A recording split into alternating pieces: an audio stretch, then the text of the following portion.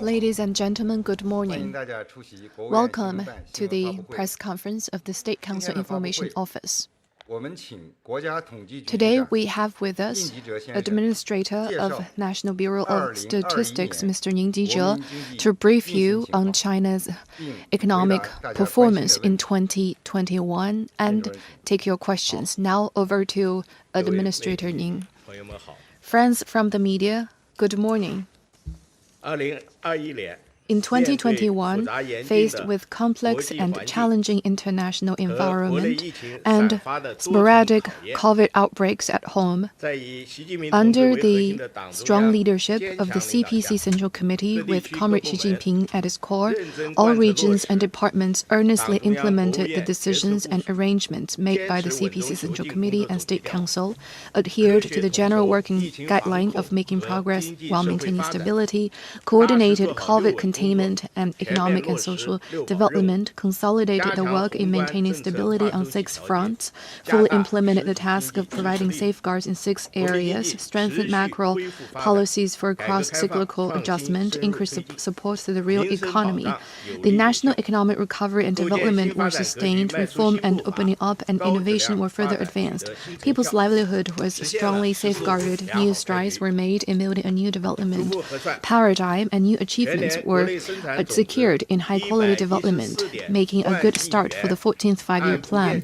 According to our estimates, the GDP was 114 trillion yuan in 2021, an increase of 8.1% over the previous year at constant prices. 2-year average growth was 5.1%. By quarter, GDP grew by 18.3% for Q1, 7.9% Q2, 4.9% for Q3, and 4% for Q4. By industries, the value added of the primary industry was over 8,000 billion yuan, up by 7.8% of the previous year. Secondary industry, over 45,000 billion yuan, up by 8.2%. Tertiary industry, over 60,000 billion, up by 8.2%. First, the grain output reached another high and production of animal husbandry grew steadily. Total grain output last year was over 682 million tons, an increase of 13.36 million tons, or by 2% over the previous year. The output of summer grain was over 140 million tons, up by 2.2%. Early rice was over 28 million tons, up by 2.7%. Output of autumn grain reached over 508 million tons, up by 1.9%. The output of rice was more than 212 million tons. Wheat, 136 million tons. Corn, more than 272 million tons. Soybean, 16.4 million tons. Total output of pork, beef, mutton, and poultry in 2021 was 88.87 million tons. Of this total, the output of pork was over 52 million tons, beef 6.98 million tons, mutton 5.14 million tons, poultry 23.8 million tons, milk 36.83, eggs 34 million tons. At the end of 2021, pigs and breeding sows registered in stock were up by 10.5% and 4% respectively over the end of 2020. Second, industrial production experienced sustained development, and high-tech manufacturing and equipment manufacturing registered fast growth. Total value added of industrial enterprises above designated price size increased by 9.6%, an average 2-year growth of 6.1%. The value added of mining was up by 5.3%, manufacturing up by 9.8%, production and supply of electricity, thermal power, gas, and water up by 11.4%. The value added of high-tech manufacturing and equipment manufacturing went up by 18.2% and 12.9% respectively, all 8.6 percentage points and 3.3 percentage points faster than that of the industrial enterprises above designated size. By products, production of new energy vehicles, industrial robots, integrated circuits, and microcomputer equipment grew by over 145%, 4%, 33%, and 22% respectively. In terms of ownership, the value added of the state-holding enterprises grew by 8%, shareholding enterprises up by 9.8%, enterprises funded by foreign investors and investors from Hong Kong, Macau, and Taiwan up by 8.9%, and private enterprises up by 10.2%. In December, the total value added of the industrial enterprises above designated size grew by 4.3%, with an increase of 0.42% month-on-month. Manufacturing Purchase Managers Index, or PMI, was 50.3%, 0.2 percentage points higher than that of the previous month. In 2021, the national industrial capacity utilization rate reached 77.5%, 3 percentage points higher than that of the previous year. In the first 11 months, the total profits made by large industrial enterprises were over 7,975 billion yuan, up by 38% year-on-year. The profit rate of the business revenue of large industrial enterprises was 6.98%, up by 0.9 percentage points year-on-year. Third, service sector witnessed sustained recovery, with modern service industries demonstrating sound momentum of growth. The tertiary industry experienced fast growth. The value added of the information transmission, software and information technology services, accommodation and catering services, and transportation, storage and postal services grew by 17.2%, 14.5%, 12.1% over the previous year, respectively. In 2021, the index of services production grew by 13.1% over the previous year, two-year average 6%. In December, the index of services production grew by 3% year-on-year. In the first 11 months, business revenue of service enterprises above designated size grew by 20.7% year-on-year, two-year average 10.8%. In December, the business activity index for services was 52%. Specifically, business activity index for sectors like telecommunication, broadcast, television, and satellite transmission services, monetary and financial services, and capital market services stayed within the high expansion range of 60% and above. Fourth, market sales expanded, with sales of basic living goods and upgraded consumer goods growing fast. Last year, the total retail sales of consumer goods reached more than 44,082 billion yuan, up by 12.5% over the previous year, two-year average 3.9%. By different areas, the retail sales in urban areas reached more than 38,155 billion yuan. The retail sales in rural areas stood at over 5,926 billion yuan, up by 12.1%. By consumption patterns, retail sales of goods were over 39,392 billion, up by 11.8%. Income of catering was over 44,600 billion yuan, up by 18.6%. Basic living consumption sustained good momentum, with the retail sales of beverages and grain, oil, and food by enterprises above the designated size growing by 20.4% and 10.8% over the previous year. Demand for upgraded consumer goods continued to unleash, with retail sales of gold, silver, and jewelry, and that of cultural and office supplies by enterprises above designated size growing by 29.8% and 18.8% respectively. In December, consumer goods retail sales grew by 1.7% year-on-year, or down by 0.18% month-on-month. Fifth, investment in fixed assets continued to increase, and investment in manufacturing and high-tech industries maintained a good momentum. Last year, the investment in fixed assets reached over 54,000 billion yuan. Up by 4.9%, and two-year average was 3.9%. Investment in infrastructure went up by 0.4%, manufacturing by 13.5%, real estate development up by 4.4%. Floor space of commercial buildings sold reached over 1,794 million square meters, up by 1.9%.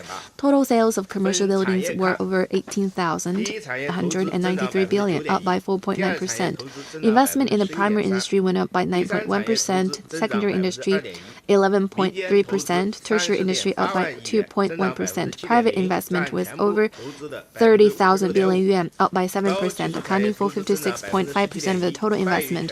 Investment in high-tech industries grew by 17.1%, 12.2 percentage points faster than the total investment, of which the investment in high-tech manufacturing and high-tech services grew by 22.2% and 7.9%. In terms of high-tech manufacturing, investment in electronics and communication equipment manufacturing and in manufacturing of computers and office devices grew by 25.8% and 21.1% respectively.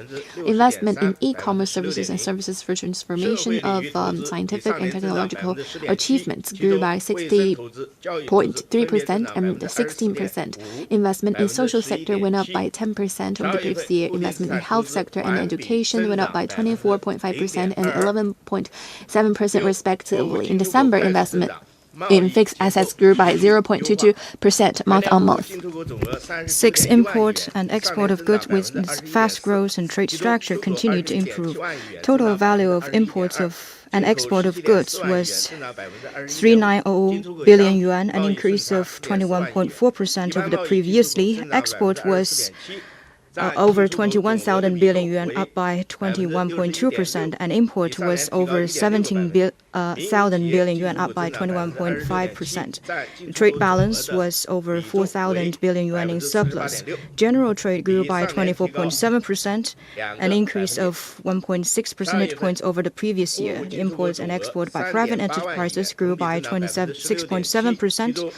In December, total value of import and export of goods was over 3,000 million yuan, up by 16.7% year-on-year. And the trade balance was over 600 billion yuan in surplus. 7. CPI grew moderately, and growth of producer price for industrial products slowed down from a high level. In 2021, CPI went up by 0.9%. Specifically, the price went up by 1% in urban areas and 0.7% in rural areas. Grouped by categories, price for food, tobacco, and alcohol went down by 0.3%, clothing up by 0.3%, housing up by 0.8%, articles and services for daily use up by 0.4%, transportation and communication up by 4.1%, education, culture, and recreation up by 1.9%, medical services up by 0.4%, and other articles and services down by 1.3%. The price of grain went up by 1.1%, fresh vegetable up by 5.6%, pork down by 30.3%. Core CPI went up by 0.8%. In December, consumer price went up by 1.5%, and the growth was 0.8 percentage points over the previous months, or down by 0.3% month-on-month. The producer price for industrial products went up by 8.1% of the previous year, and in December it went up by 10.3% year-on-year, and the growth was 2.6 percentage points lower than the previous year and down by 1.2% month-on-month. The purchasing price for industrial products went up by 11%, and in December it went up by 14.2% year-on-year, or down by 1.3% month-on-month. 8. Employment was generally stable, and urban surveyed unemployment rates declined. 12.69 million new jobs were created. The urban surveyed unemployment rate averaged 5.1%, 0.5 percentage points lower than the average of the previous year. In December, the urban surveyed unemployment rate was 5.1%, 0.1 percentage points lower than the same period of the previous year. The rate of population with local household registration was 5.1%, and that of population with non-local household registration was 4.9%. Surveyed unemployment rate of population aged from 16 to 24 was 14.3%, and that of population aged from 25 to 59 was 4.4%. The employees of enterprises worked 47.8 hours per week on average. The number of rural migrant workers reached 292.51 million. Specifically, local migrant workers was up by 4.1% and outside migrant workers was up by 1.3%. The average monthly income of migrant workers was 4,432 yuan, up by 8.8% over the previous year. Ninth, resident income grew generally at the same pace with economic growth, and rural-urban per capita income ratio narrowed. Nationwide per capita disposable income of residents was 35,128 yuan, a nominal increase of 9.1%, and average two-year growth of 2.9%. Real growth was 8.1%, and average two-year growth of 5.1%, which was generally in tandem with economic growth. In terms of permanent residents, per capita disposable income of urban households was 4,712 yuan, a nominal growth of 8.2%, and a real growth of 7.1%. That of rural households was 1,893 yuan, a nominal growth of 10.5%, a real growth of 9.7%. The income of urban households was 2.5 times that of the rural households, and income median was 2,9975 yuan, a nominal increase of 8.8%. Taking the income by quintile, that of low-income group reached 8,333 yuan, lower middle-income group 1,8446 yuan, middle-income group 2,9053 yuan, upper middle-income group 4,4949 yuan, and high-income group 8,5836 yuan. In 2021, nationwide per capita consumption expenditure was 2,4100 yuan, a nominal increase of 13.6%, an average two-year nominal growth of 5.7%, a real growth of 12.6%, or an average two-year growth of 4%. Tenth, total population increased and urbanization rate continued to grow. By the end of 2021, the national population was 1,413 million, an increase of 0.48 million over the previous year. The number of births was over 10 million with a birth rate of 7.52 per mil. The number of deaths was 10.14 million with a death rate of 7.18 per mil. The natural growth was 0.34 per mil. In terms of gender, male population was 723 million, female 689 million. Sex ratio was 104.88. In terms of age, population at the working age from 16 to 59 was 882 million, accounting for 62% of the total. Population aged 60 and above was 267 million, accounting for 18.9% of the total. Population aged 65 and above was over 200 million, accounting for 14.2% of the total. In terms of areas, permanent residents in urban areas was 914 million, an increase of 12.05 million over the end of the previous year, and that in rural areas was 498 million, a decrease of 11.57 million. The share of urban population in the total population was 64.72%. The population who live in areas other than their household registration reached 504 million.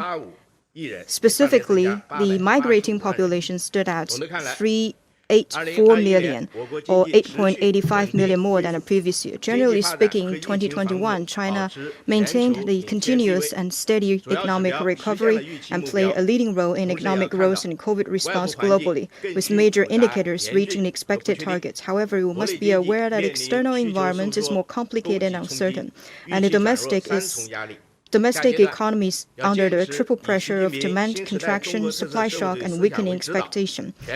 Moving forward, we must follow the Xi Jinping thought on socialism with Chinese characteristics for a new era, implement the decisions of the 19th CPC National Congress and its plenums, and follow through on the spirit of the Central Economic Work Conference, follow the principle of making progress while maintaining stability, fully and faithfully implement the new development philosophy, move faster to foster a new development paradigm, pursue high-quality development, ensure stability and protection on 12 fronts, and stabilize the macroeconomy so as to keep the economy performing with a reasonable range and ensure social stability to prepare for the 20th CPC National Congress.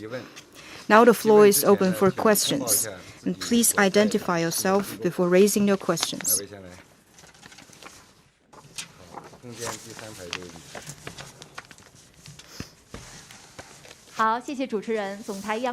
With CCTV, 2021 marks the beginning of the 14th five-year plan. China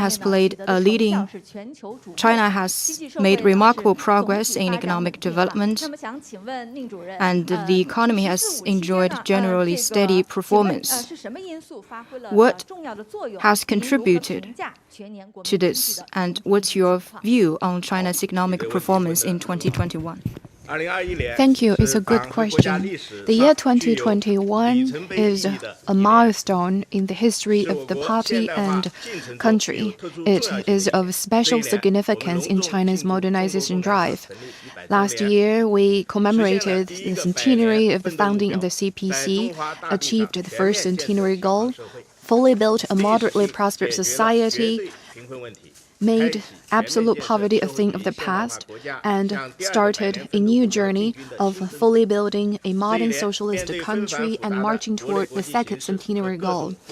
Facing the complex international and domestic environments and various risks and challenges, the CPC Central Committee, with Comrade Xi Jinping at its core, developed a keen understanding of the overall dynamics and made response with composure. With the concerted efforts of the entire nation, China's economic development and COVID containment has been one of the best in the world.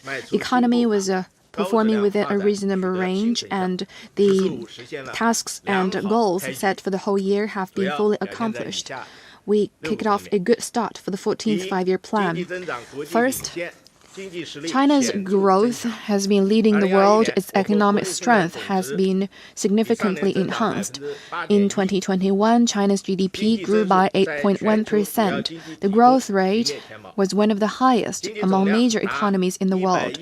China's economic aggregate crossed the 110 trillion yuan mark, reaching 114.4 trillion. According to annual average exchange rate, it was $17.7 trillion, ranking second in the world. Accounting for, we expect, over 18% of the global economy. The GDP per capita was over 80,000 yuan. That is $12,000. By the end of the year, foreign exchange reserve was 3.25 trillion yuan, ranking first in the world. Second, economy has enjoyed sustained recovery, and we achieved all the main targets and goals. The government work report last year set out the main targets for economic and social development, and that goal has been achieved. Last year, as I said, GDP grew by 8.1%. That was higher than the above 6% target. For the 4 quarters, GDP grew by 18.3%, 7.9%, 4.9%, and 4% respectively. 2-year average was 4.9%, 5.5%, 4.9%, and 5.2% respectively. So for Q4, the 2-year average growth rate was higher than the previous quarter. The economy enjoyed overall stability. Employment was also stable. Last year, another 12.69 million urban new jobs were created, above the 11 million target. Urban surveyed unemployment rate was 5.1%, lower than the 5.5% target. CPI registered moderate growth.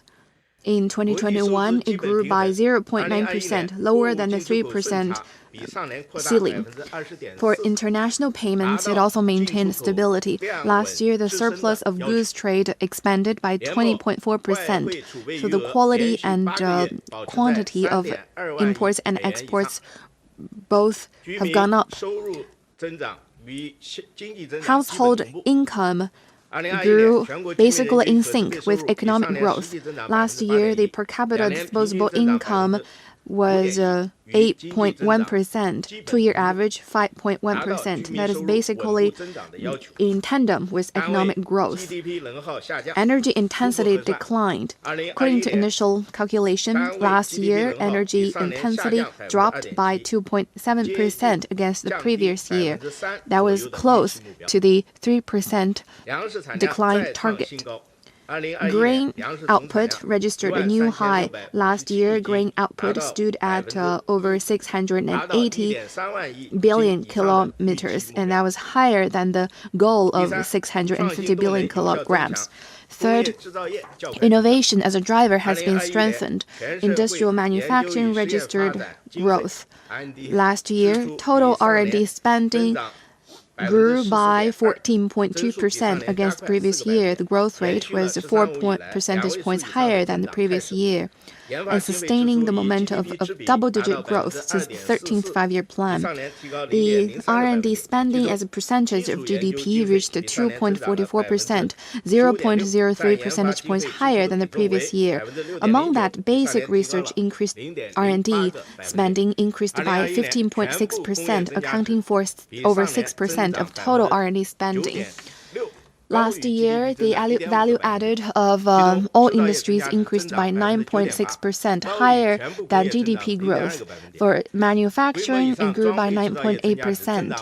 For large equipment manufacturing industries, it grew by 12.9%. Fourth, foreign investment and foreign trade increased rapidly. We have steadily expanded, opening up. Trade in goods was 39.1 trillion yuan, up by 21.4%. Two-year average 11.3%. The trade volume was $6.05 trillion. China's share in global trade has been steadily growing. General trade as a percentage of total trade was 61.6%. Trade in services continued to recover in the first 11 months. Trade in services increased by 14.7%. The foreign investment in China continued to increase. Fifth, economic institutional reform continued to deepen, and the development dynamism was further unleashed. Market entities have kept growing. By the end of 2021, we have over 150 million market entities, including 40 million companies and over 100 million self-employed households. In 2021, state-owned companies, shareholding companies, private companies, and the companies invested by foreign investors and those from Hong Kong, Macau, and Taiwan increased by 8%, 9.8%, 10.2%, and 8.9% respectively. In other words, they all registered rapid growth. New business forms and models have been increasing rapidly. The high-tech manufacturing industries has a value added of over 18.2%. The physical goods online total resales increased by 12%. Sixth, we have strongly protected people's livelihood, and people have a greater sense of benefit. In 2021, wage income, business income, and property income of households increased by 9.6%, 11%, and 10.2% respectively. The urban-rural income gap was also declining. Last year, the disposable income gap was the ratio was 2.5%. That is 0.606 lower than the previous year. Basic consumer goods have enjoyed stable production and sales. Food and oil, beverages, and daily consumer products registered double-digit growth. Input in people's livelihood continued to grow. The input in education, health increased by 11.7% and 24.5% respectively.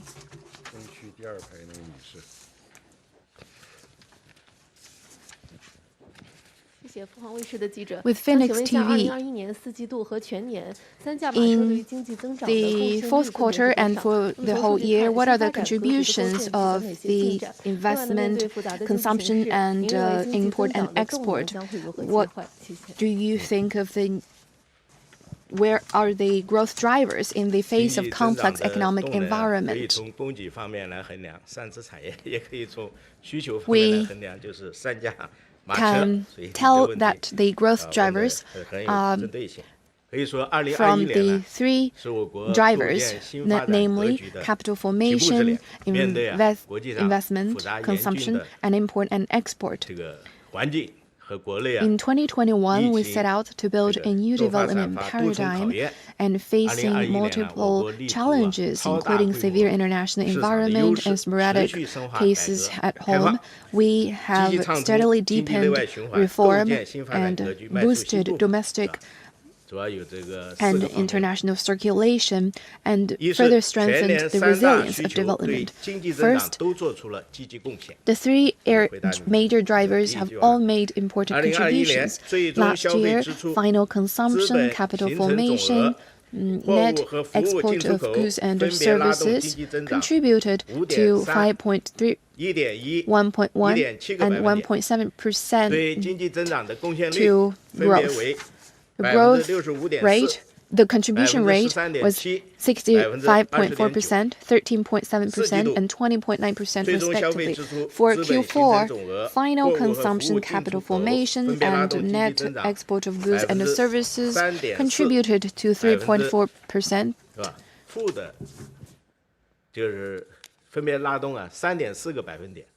Negative 0.5% and 1% to growth, and the contribution rate was 85.3%, negative 11.6%, and 26.4%. In Q4, despite the negative contribution of capital formation to growth, in December, we have seen that fixed asset investment has turned around from negative to positive. The total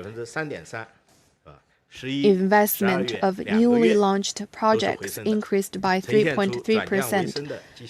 They have rebounded and been on an upward trajectory. Second, the role of domestic circulation has been enhanced. We have strengthened the role of domestic demand, and the domestic circulation has played a notably stronger role in driving development. In last year, the total retail sales was over 40 trillion yuan, up by 12.5% against the previous year.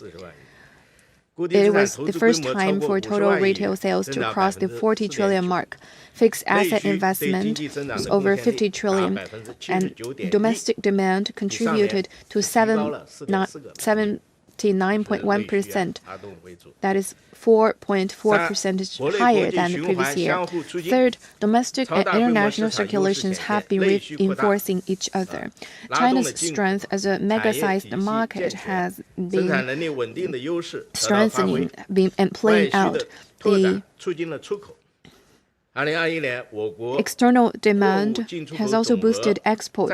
In 2021, China's import and export both record historic high, increasing by over 20% on both fronts. So both domestic and external demand have played a very important and mutually reinforcing role. Fourth, in the circulation area, there is also great improvement. The value added of large industries increased by 9.6%, and over 95.1% of the industries have registered growth. Among the 41 categories of industry,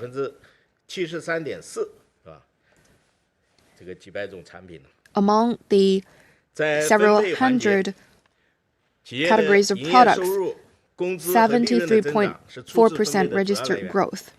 In terms of distribution, in the first 11 months, the business revenue of all the 41 business categories registered positive growth.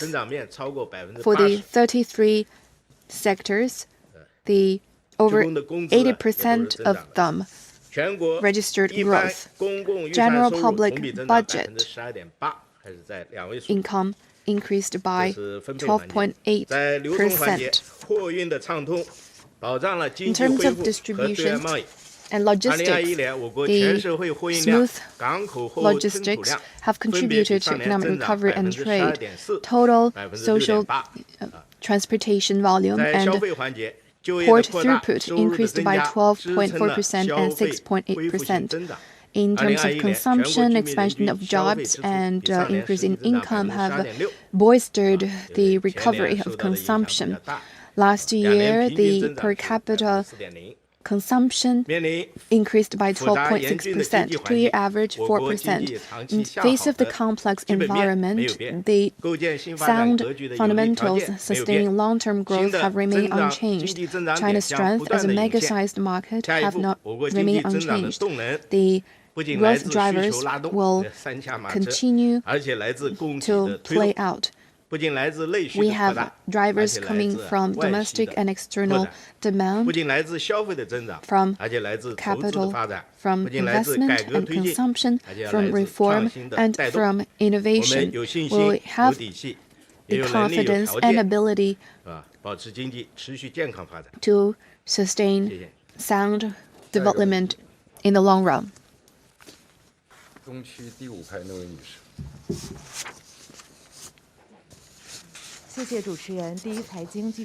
Thank you. From First Economic Daily. In 2021, the fixed asset investment registered low growth. In 2022, with the launching of new major projects, will that recover? Thank you. Fixed asset investment is one of the important drivers among the three growth drivers.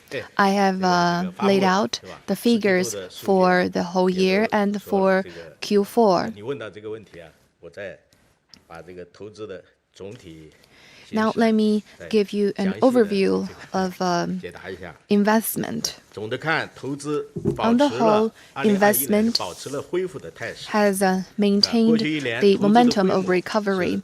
For the past year, the overall size of investment has increased. The structure has become better. That has contributed to improving supply quality and shoring up weak links. Investment volume has grown. Last year, it was over 50 trillion yuan.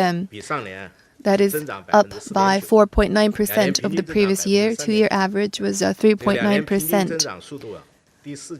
For Q4, the two-year average was 0.1 percentage points higher than Q3.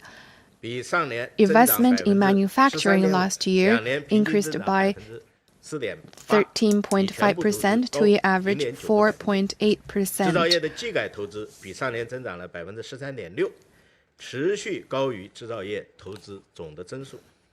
For technology upgrading, the investment is also higher. Last year, high-tech investment increased by 17.1% and 13.8% for two-year average. Private investment has also grown rapidly.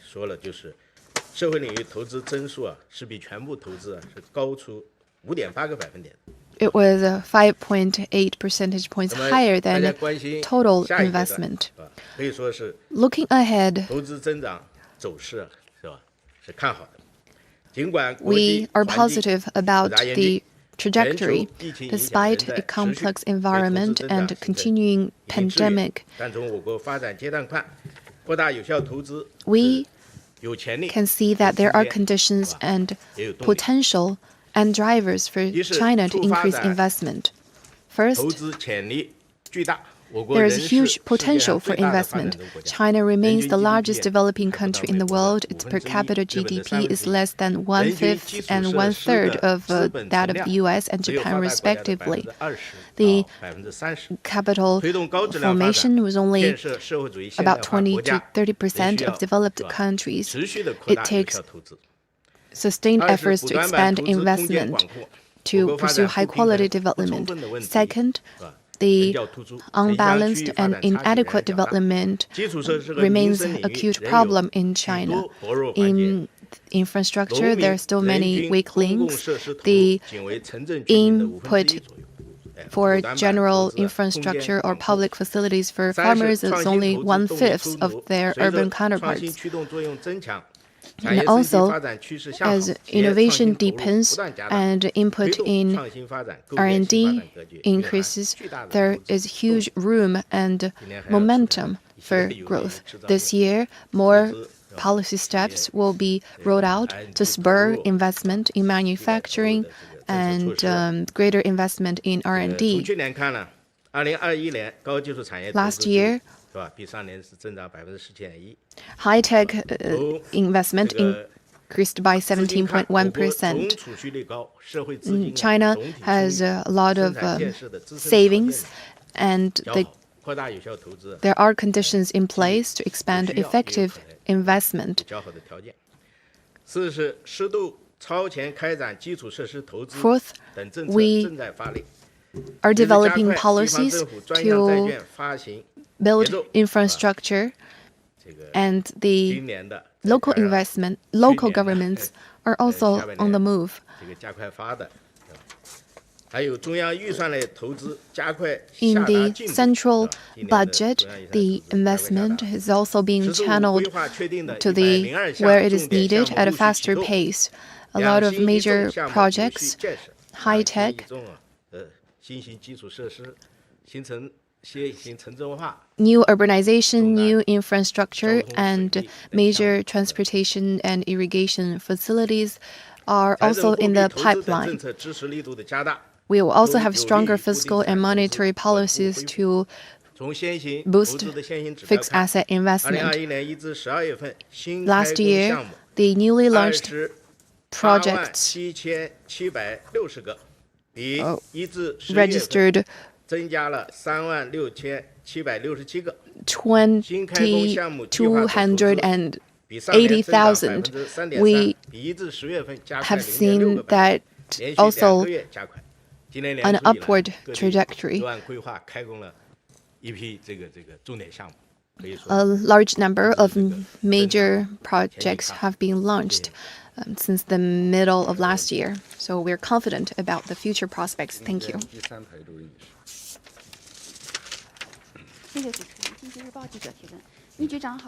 Thank you.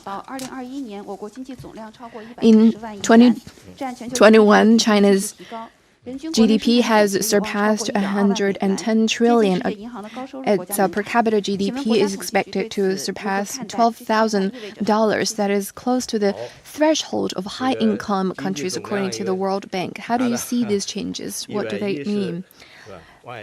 Yes, indeed, China's GDP has surpassed 110 trillion yuan. That is a very important hallmark, a mark. And the per capita GDP is also expected to exceed $12,000. So last year, the economic aggregate and per capita volume has enjoyed sustained growth. That means China's comprehensive national strength, productivity, and people's livelihood further enhanced. It also means that we have a more solid basis, better conditions, and stronger drivers for development. And it also means we contributed more to global development. First, it means that China has a stronger comprehensive national strength. Last year, as was said previously, GDP exceeded 110 trillion yuan.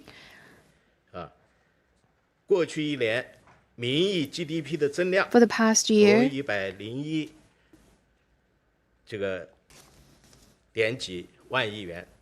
the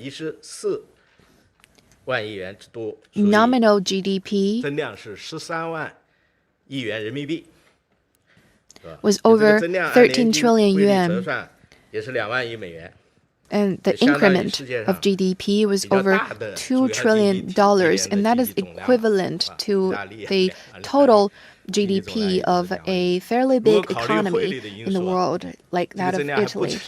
If we take in exchange rate factors, that is actually over $2 trillion.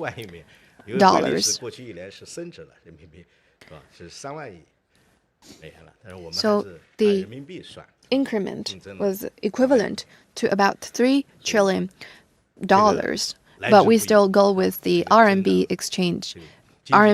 accounting method. So the increment, the margin of growth is pretty big. Also, the value added of industries and manufacturing was 37.3 trillion yuan and 31.4 trillion yuan, ranking both first in the world for many years. Trade in goods and foreign exchange reserve also rank top among the world.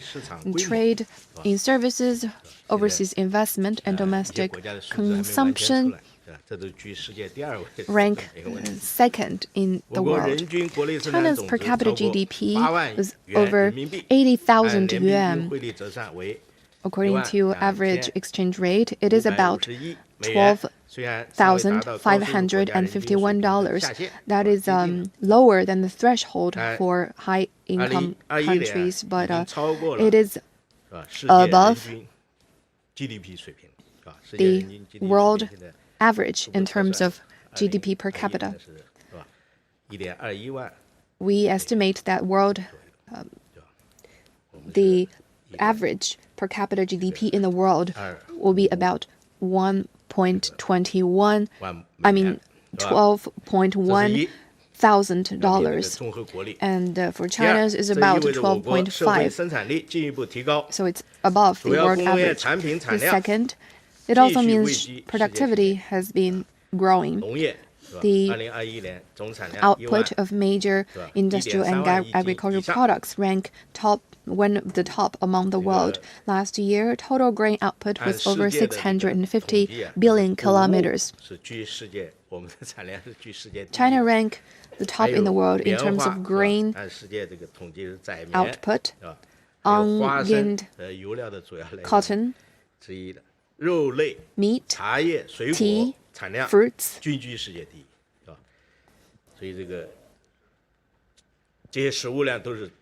So in terms of that, we all rank top in the world.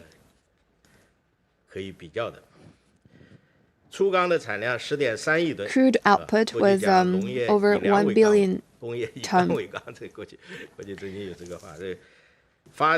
which is an important indicator of industry. Power generation, 8.1 trillion kilowatt hour. Fertilizer, more than 54 million tons. Cloth, more than 39 billion. Automobile production, more than 26 million. Microcomputers, over 470 million. And cell phones, more than 1.66 billion.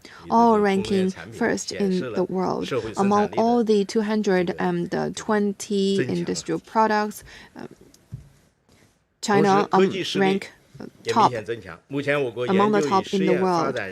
Now, R&D professionals registered over 5 million. By the end of 2021, the effective patent number was 3.597 million. That is 7.5 articles of patent per 10,000 people. Third, it also means that people's livelihood has been growing. Last year, more than 12 million urban new jobs were created, and household income registered fairly rapid growth. Last year, per capita disposable income was over 35,000.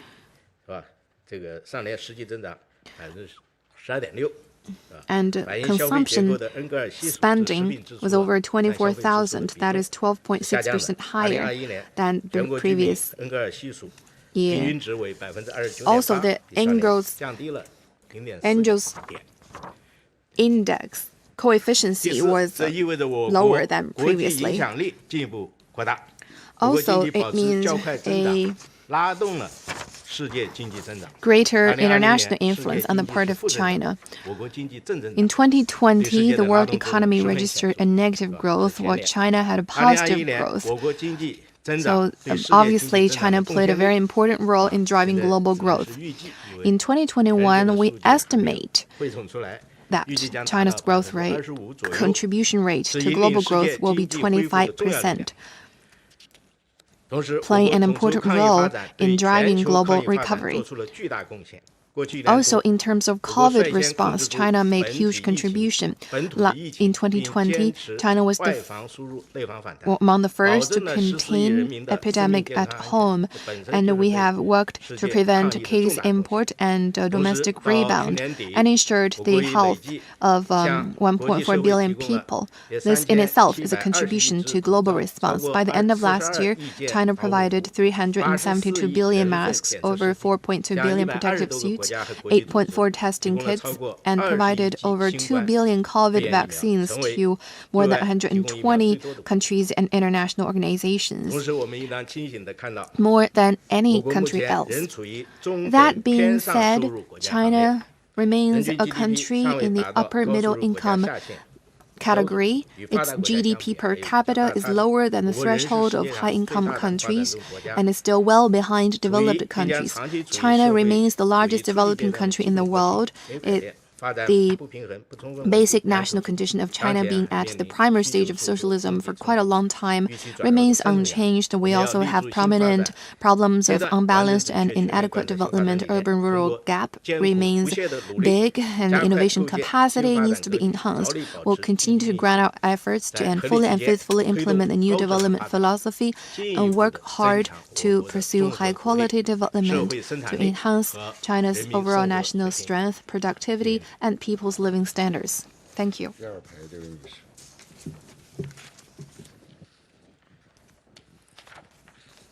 谢谢主持人，我是 CNBC 记者提问。 Thank you. With CNBC, I've got two questions. 是关于 First, 就业方面， unemployment. 有没有数据说这个年轻人的 Do you have any statistics about the percentage of young people working in rural and urban areas? And for the figures in Q4, what are some we've seen some different trends in terms of the growth by different industries. In Q4, it increased by 2.5%. For the whole year, it was 8.2%. And for tertiary industry, it grew by 4.6% in Q4 and grew by 8.2% throughout the whole year. What are some of the reasons behind this discrepancy? And we've seen some tightening of COVID response measures, and what are we to expect for 2022? Well, let me first answer your first question, employment, and you asked about employment in both urban and rural areas. I have shared with you the overall employment and surveyed unemployment rate. But you're more interested in employment in different sectors. Well,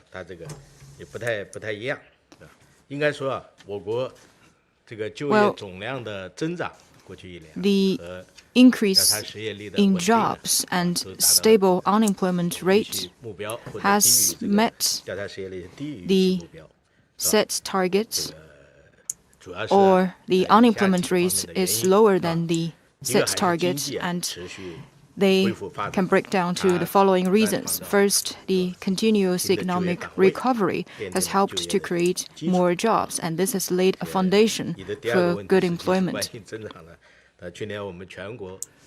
In 2021, China's GDP grew by 8.1% in Q3. It grew by 4% year on year, but on the basis of two-year average, in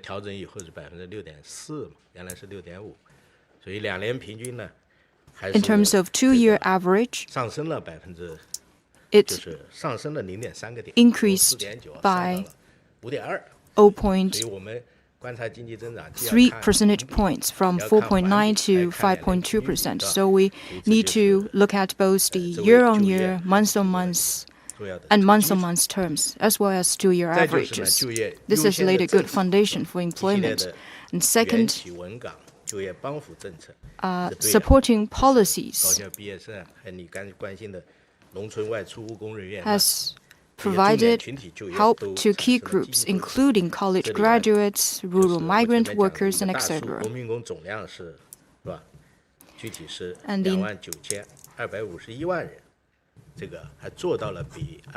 the number of rural migrant workers was 292.51 million,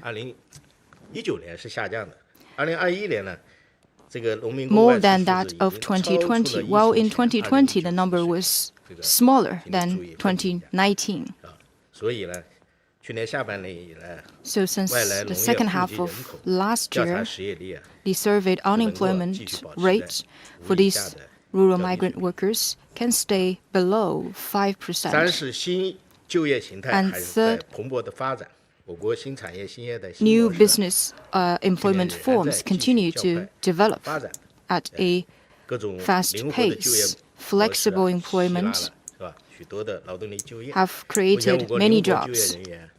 People employed in these businesses, the number of people working in these businesses is about 200 million. For example, food delivery guys, the number of food delivery guys is about 4 million. And people working for live stream e-commerce is about 1.6 million. That's about 3 times that of the previous year. And fourth, some sectors has attracted more employees. Despite the decreasing number of jobs in certain sectors, for example, some service sector or manufacturing or construction sector, more sectors have created a greater number of jobs, and this has supported basically stable overall employment.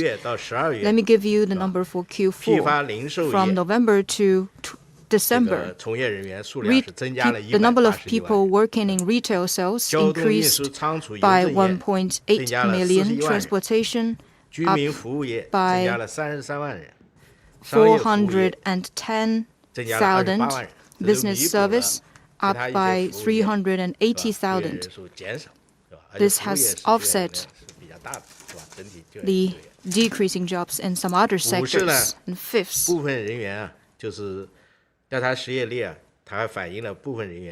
the surveyed unemployment rate has indicated that some people has exited the job market temporarily.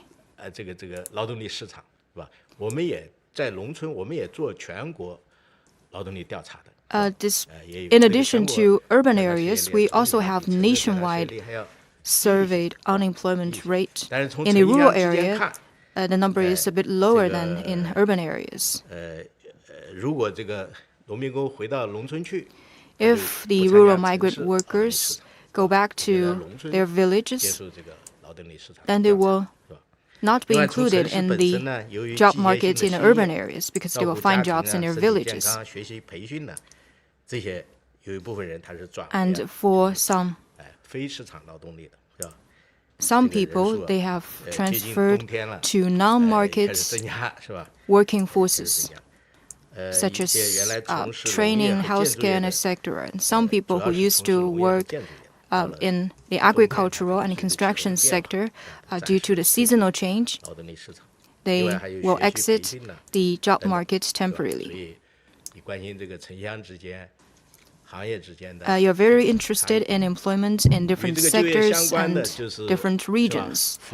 Well, as for your second question, secondary and tertiary industry in Q4, the numbers for industry and service sector with the supporting policies and the efforts of enterprises, their growth is faster than overall speed. You've listed the numbers of the service sector, but I want to note that the growth rate for secondary and tertiary industry for the whole year are both 8.2%. They are the same. In Q4, the tertiary industry grew. The growth of the tertiary industry is a little bit weaker than that of industry. Well, we need to look at different sectors. For example, services that require clusters, they may be heavily affected by the coronavirus, while services for logistics and transportation, the impact of COVID-19 on them is not that big, because we need to ensure normal production and business activities.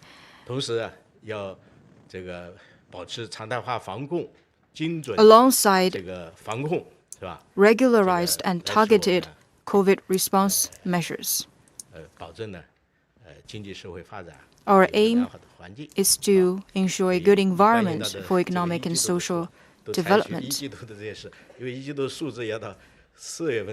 As for Q1 figures of this year, they will not be released until, let's say, about April.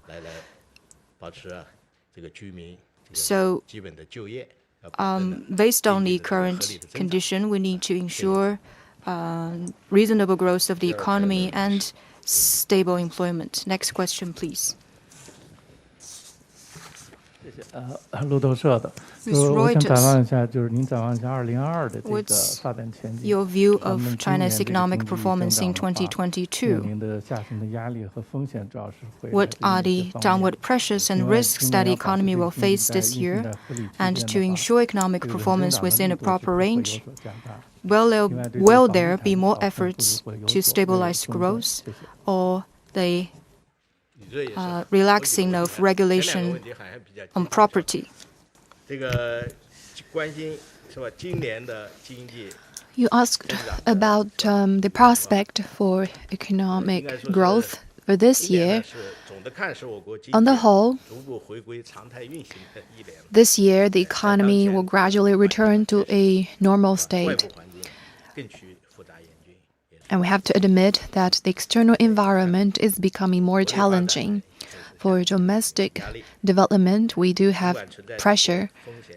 Despite these risks and challenges, on the whole, we believe that the momentum of sustained recovery and development remains unchanged, and the positive factors contributing to sustained development remains unchanged.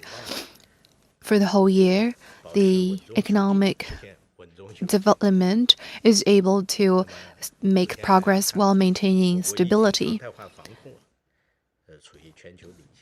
China is a top achiever in terms of COVID containment, and we have a good results in coordinating COVID response and economic development, and that has contributed to development. up to now, the confirmed cases and fatal cases are among the fewest, among the least in the world. We have over 1.2 billion people who are fully vaccinated. The vaccination rate is the highest among major economies, and that has been a prerequisite or basis for achieving development. And also China has a complete set of industries and system, and as well as supporting industries. It is able to adapt to the changing market demand and increase supply. Let me give you a few examples. Last year, there was a shortage of chips. So China's self-manufactured integrated circuits increased by over 30% to meet the demand. And also there was a lack of containers. And so as a result, the manufacturing of containers more than doubled, which has helped to ease the tension in supply and demand. During the pandemic, there is a surge in the demand of home offices and stationery. Last year,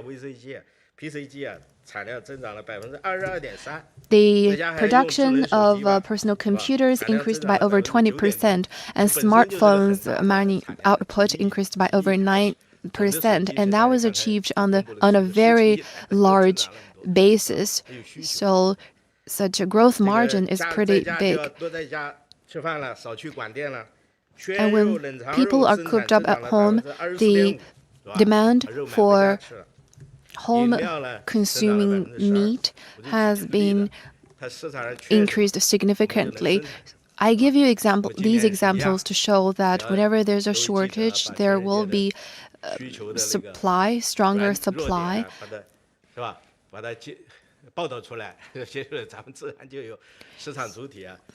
The market entities are very sensitive to market demand, and that has created more jobs and boosted people's income. Also, China has huge market space as a mega-sized market. We have 1.4 billion people and enormous market entities, and that serve as a underpinning for long-term growth. Total retail sales was a little less than 40 trillion in 2019, and in 2020 it declined because of the pandemic, and in 2021 it crossed the 40 trillion yuan mark. Investment is also huge, and domestic demand has been contributing more to growth, arriving at 79.1%. And final consumption also contributed to over 60% of growth. Also, we will have more dividends from reform and opening up. The companies of different ownerships are growing simultaneously, and the growth of market entities has been double-digit growth. Import and export both increased by a large margin, and China is a major trading partner of over 120 countries in the world. That is the major trading partner of the large majority of all countries in the world. We also have signed Belt and Road cooperation documents with many countries. And also, China's economic governance is also becoming stronger. In recent years, we've developed new tools of macro regulation, including cross-cyclical regulation. So since 2020, in the face of the pandemic rarely seen in a century, we have maintained composure and refrained from massive stimulus to flood the economy. We have developed targeted policy tools to boost the economy. China's inflation, government debt are both at a low level, and there is room for monetary policies. We have ample tools for macro regulation. As for the quarterly growth last year for the 4 quarters, I already give you the figure of year-on-year growth and 2-year average growth. Let's see the quarter-on-quarter growth now. For last year Q1, it was 0.3%, a little bigger than the Q4 in 2020. And Q2, 1.3, Q3, 0.7, and Q4, 1.6. That is, the economy has been expanding quarter by quarter. For Q4 compared with Q3, the percentage point was 0.9 percentage points and over 3.4 trillion yuan.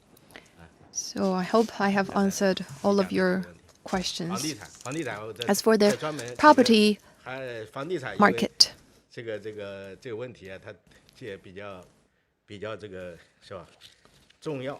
it is a very important sector.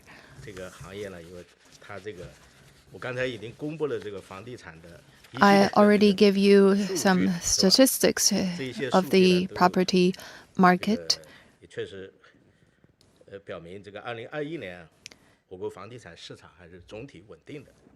On the whole, property market has been stable last year, and we have pursued the approach of preventing speculation and worked to stabilize prices and expectations to forestall risks.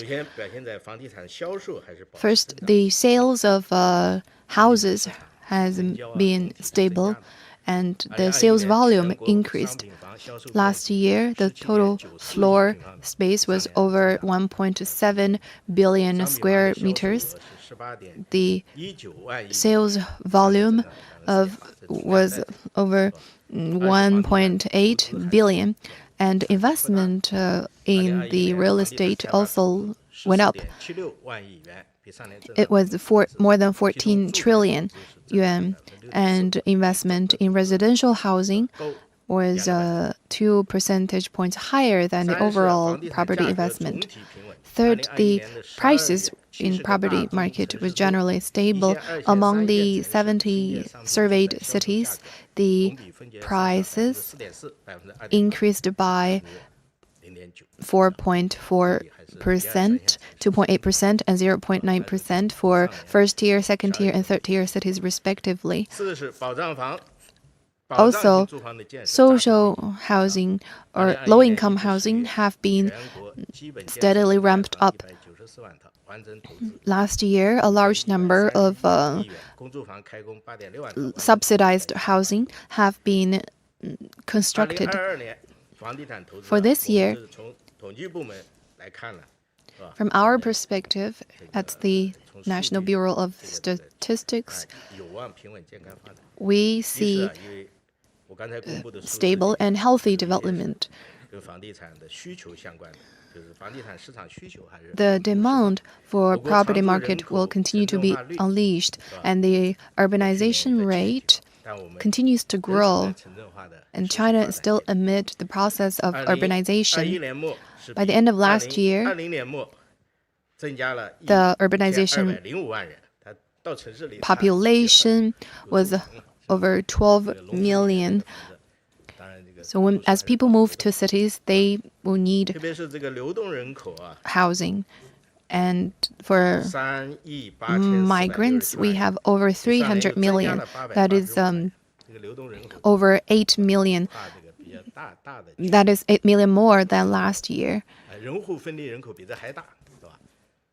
The number of people who live in places other than their household registration place is also growing.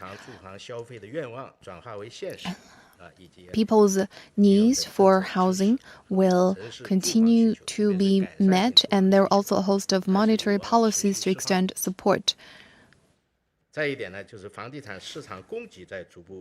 The supply in property market is also improving. With steady regulation, there will be more sound development of property companies, and they're more efficient and more healthy. They will have more healthy development. Last year, if you look at the figures, property market in Q4 registered a decline, but for the whole year, it still had a positive growth.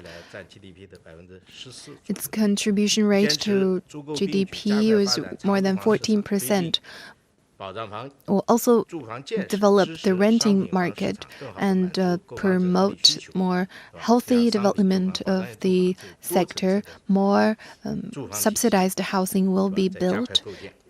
So through a whole host of policy measures, we will be able to ensure better supply. Last year, in the first 11 months, more than 860,000 units of subsidized housing have launched construction. And we'll also have a tailored approach in different regions. We'll stabilize property prices, land prices, and expectations to pursue sound and steady development of the market. And some localities have given stronger support to the renovation of rundown areas. In the first 11 months of last year, more than 450,000 residential areas have begun to be renovated. And on the whole, the value added of property market increased by 5.2% against the previous year. For construction sector, it also went up.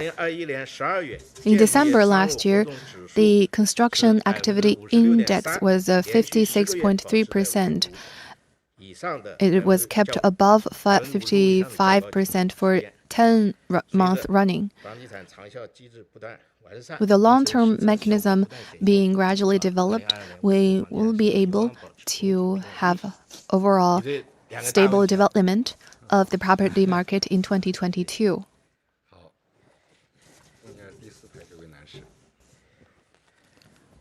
Thank you. With the paper, in 2021, the new birth registered a new low. Has China's population inflection point come? What policies will be rolled out to support the third child policy?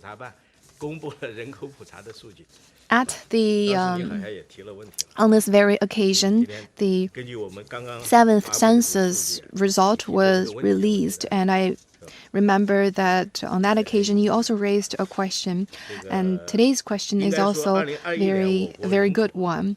In 2021, China's population maintained overall growth.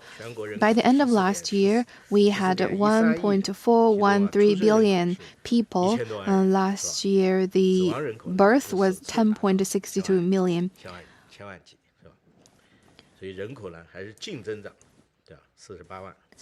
And net increase of population was over 480,000. And second, working age population is basically stable. By the end of last year, we have 882 million people in the working age, accounting for 62.5%. We have 260 million people above 60, accounting for 18.9%. Among them, over 200 million are above 65 years old, accounting for 14.2%. Third, urban population continues to grow. By the end of last year, we have 940 million urban residents. That is more than 12 million more than the end of 2020. The urbanization rate calculated by residency is 64.72%. That is 0.83 percentage points higher than the end of 2020. Fourth, the migrants have also increased. The people who live in place other than their household registration was 504 million by the end of last year, including migrants, that number 385. You talked about the declining birth. That is a result of multiple factors. Slowdown in population growth is a natural result of economic development, especially industrialization and urbanization. An aging population and fewer children is also a common problem facing developed countries and even some emerging markets. In 2021, the birth was 1.4 million less than previous year. The birth rate was also declining. The reasons are mostly, first, the women of childbearing age continued to decline. Last year, the 15 to 49-year-old women population declined by about 5 million. And second, the birth rate continued to decline. There is a change in people's mentality and postponement of marriage and childbearing age. The high cost of raising a child is also dampening people's will to give birth. And also, the COVID pandemic has, in a sense, postponed young people's marriage and childbearing arrangements. That is the result of multiple international research and survey. In Japan, the childbirth was 840,000 fewer than 2020. The same case is also seen in South Korea. And in China, we're only seeing a moderation of the growth rate, but on the whole, the number is still growing.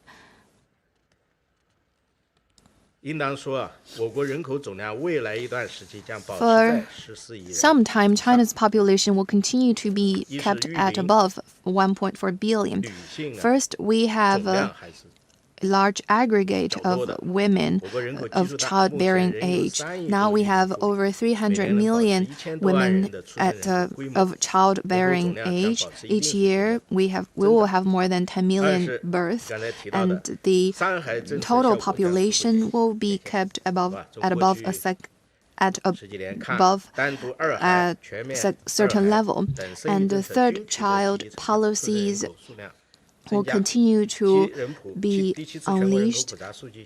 According to the 7th National Census, the population of 0 to 14-year-olds increased by more than 30 million against 2010.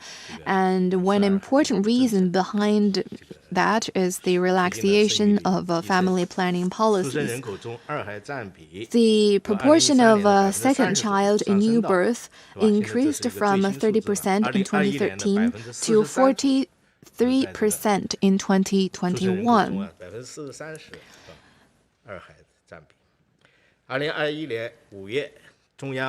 In May last year, the Political Bureau decided to roll out more measures to support a third child. And supporting policies have been steadily rolled out among different localities, and we believe that these policies will play a role. Third, the life expectancy is also increasing. With better health facilities and services, people's life expectancy has been growing, and death population has been fewer than new birth. And also, the postponed childbirth because of the pandemic will continue to be unleashed in the future. This will play a positive role in maintaining stability of population. So now we will have 3 more questions.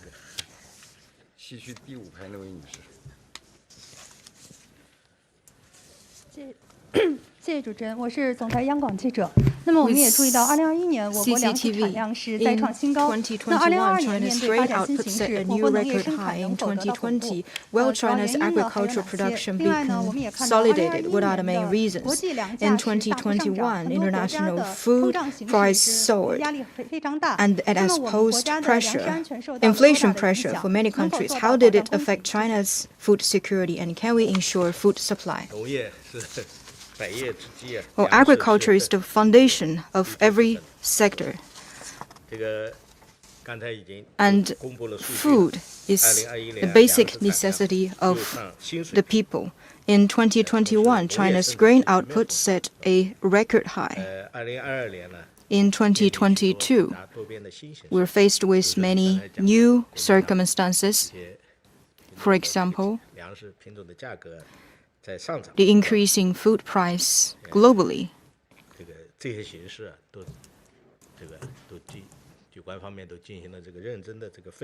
And the new developments have been assessed carefully, and the CPC Central Committee and the State Council has laid out clear policies. As long as we prioritize agriculture, rural areas, and farmers, and keep the food bowl within our own hands, we will be able to ensure safe and secure food supply. In 2021,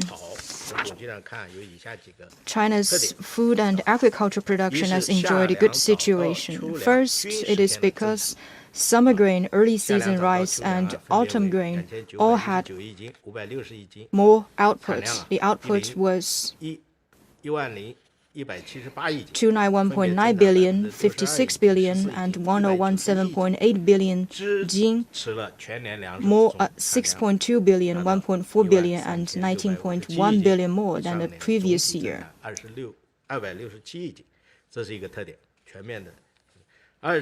Second, the output of rice, wheat, maize, and potato all increased. Their output was 4 to 5.7 billion. Well, we're talking about different categories here. And their output was 4 to 5.7 billion, 273.9 billion, 5.1 billion, 60.9 billion jin, 2 billion, 5.4 billion, 23.8 billion, and 1.1 billion jin more than the previous year. Third, importantly, the sown area and per unit yield increased. The sown area was 1.764 billion mu, an additional 12.95 million mu compared with the previous year, and per unit yield was 387 kilograms per mu, 4.8 kilograms more than the previous year, up by 1.2%. And fourth, agriculture, forestry, animal husbandry, fishery, and primary, secondary, tertiary industries in rural areas all developed. In 2021, the value added of agriculture, forestry, animal husbandry, and fishery was 8.7 trillion yuan.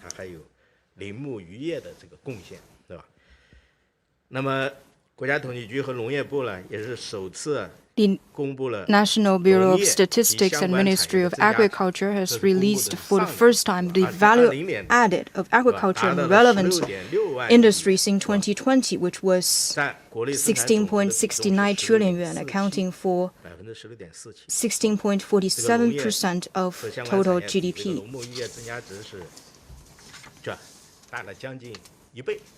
Which is about 1 time more than the value added of agriculture, forestry, animal husbandry, and fishery.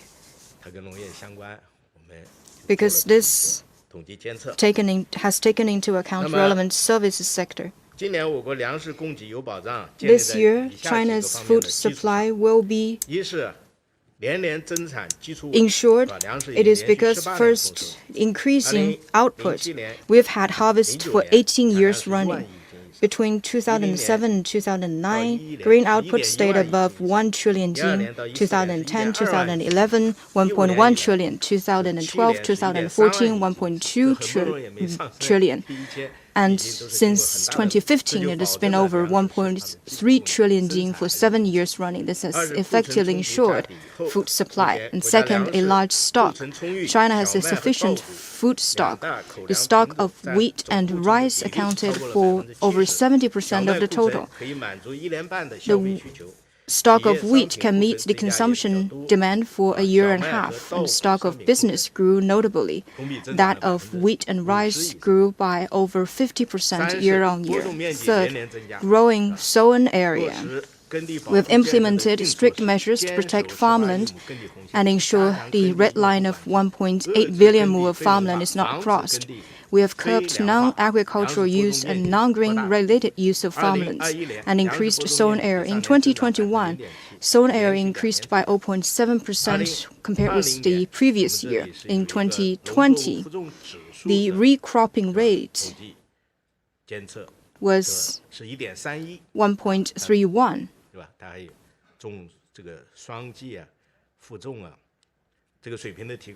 With the increasing of recropping rate, there is a bigger space for the reuse of farmlands. And third, big potential of per unit yield. Although there is still a long way to go compared with developed countries, but with technology advances, there is still a potential for us to increase per unit yield. According to a survey in 2019, farmlands with lower middle output accounted for over 2/3 of the total. By implementing food cropping strategy through farmland management and technological application, there is still a big potential for us to increase per unit yield. And fifth, the guarantee of policy mechanisms. The Central Rural Work Conference has stressed the importance of party and government accountability. In major producing areas, consumption areas, and balancing areas, they all need to ensure sown area and output. With more policies delivered, greater support will be given to agricultural production, and it will help to boost the enthusiasm of farmers. While the international market is interconnected, the pricing changes internationally will affect our market through imported inflation, and natural disasters will affect the output and price internationally. But the key is that we need to run our own affairs well and keep the football within our own hands to ensure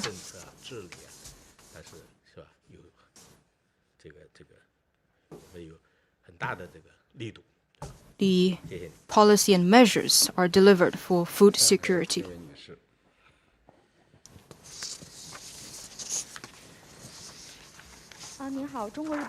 with China Daily. What are the new progress for China's high-quality development? And this year, what will be prioritized in promoting high-quality development? How will handle the relationship of stabilizing macroeconomic performance and promoting high-quality development? Well, high-quality development is a theme for the 14th Five-Year Plan. Over the past year, localities and departments have implemented a new development philosophy. While promoting steady economic recovery, we have focused on deepening reform, expanding openness, and promoting innovation. We have focused the transformation of quality, efficiency, and driving forces and made new progress in high-quality development. First, innovation-driven development yielded new fruits. High-tech industries grew rapidly in 2021. Pharmaceutical manufacturing, aerospace vehicles and equipment manufacturing, telecommunication manufacturing, computer and office appliance manufacturing saw their value added grew by 24.7, 17, 18.3, and 18% respectively. They are all high-tech industries. The value added of information transmission, software, and information technology service grew by 17.2%. China's strength in science and technology continued to grow. Tianwen-1 successfully landed on Mars. Shenzhou 12 and 13 manned space exploration mission were carried out. And second, coordinated development made new progress. The industrial structure was improved. In 2021, there were two important figures. The value added of manufacturing accounted for 27.4% of GDP, 1.1 percentage point higher than 2020.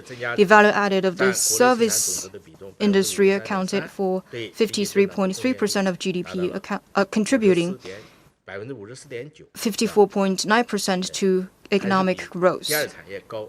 Higher. That was 16.5 percentage point higher than the secondary industry.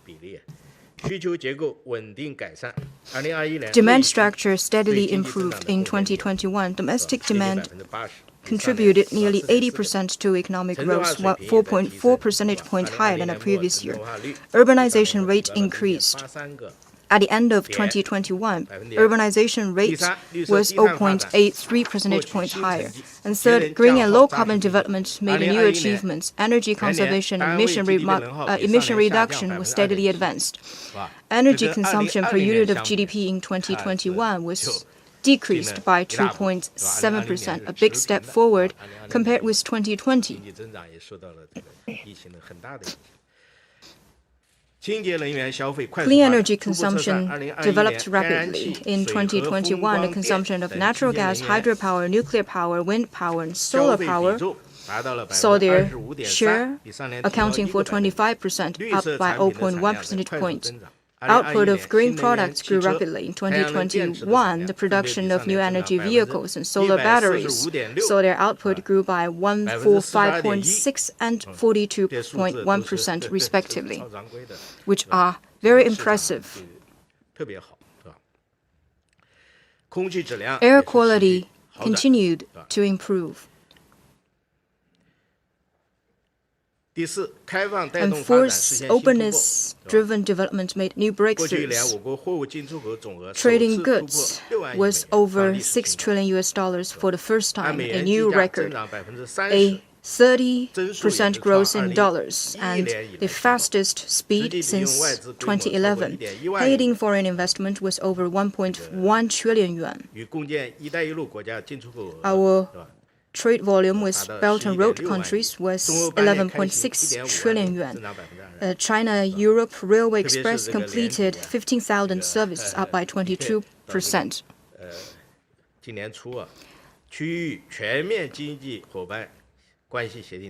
RCEP entered into force officially, which means that the free trade area with the largest population, biggest economic and trade size, and greatest development potential has officially taken shape.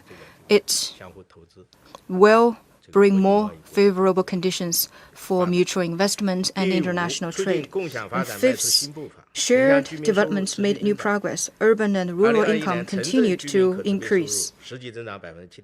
Urban and rural income increased by 7.1 and 9.7% respectively, and more input was channeled to better people's lives in the first 11 months. In general, public expenditure for housing, education, social insurance, and employment increased by 7.4, 5.1, and 4.9%. China's economy has transitioned from high-speed growth to high-quality development. High-quality development is a theme for China's economic and social development in the 14th Five-Year Plan period.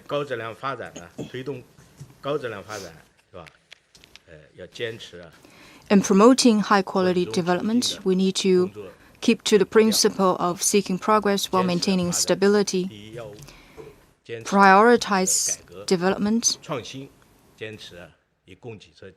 uphold reform and innovation, focus on supply-side structural reform, and uphold steady development to ensure that economic performance will stay within a proper range and a stable macroeconomy. In this way,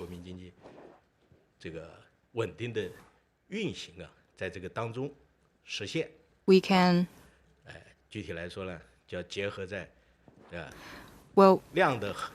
in this way, we can achieve the reasonable growth in quantity and steady improvement of quality of China's economy and ensure sustained economic development. Thank you. Last question, please.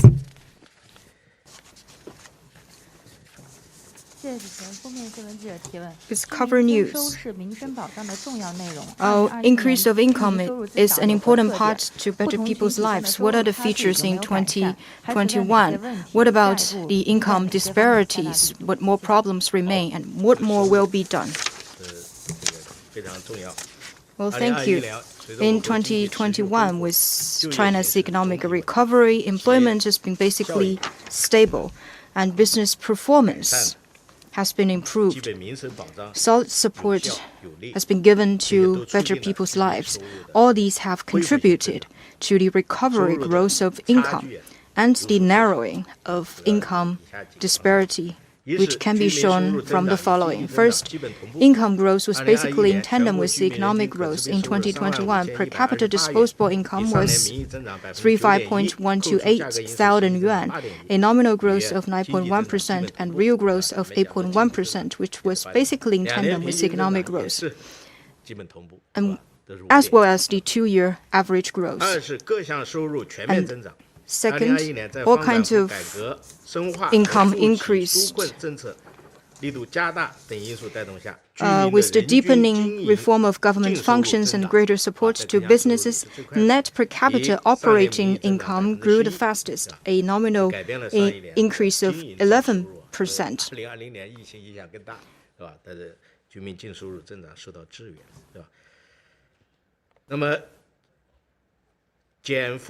Policies to relieve burdens, stabilize employment, and create jobs continued, and targeted support was given to key groups.